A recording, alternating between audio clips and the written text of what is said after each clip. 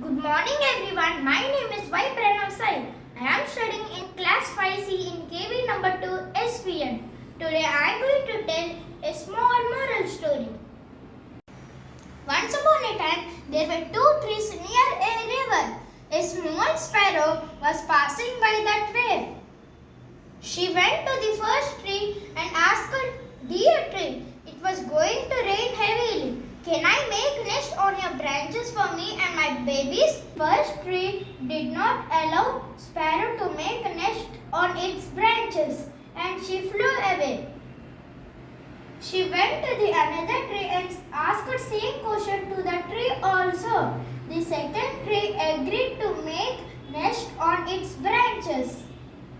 Another day it rained heavily. The first tree broke from its roots and flow down with the rain. By seeing this, the sparrow went to the tree and said, "You got punished for rejecting me to build nest on your branches." The tree smiled and replied softly, "Dear bird, I already know that my roots were weak. We cannot stand in such heavy rains. That's why I didn't allow you to make a nest on my branches." By saying this, the tree flew away. The sparrow felt sorry for the tree and judging it without knowing the truth.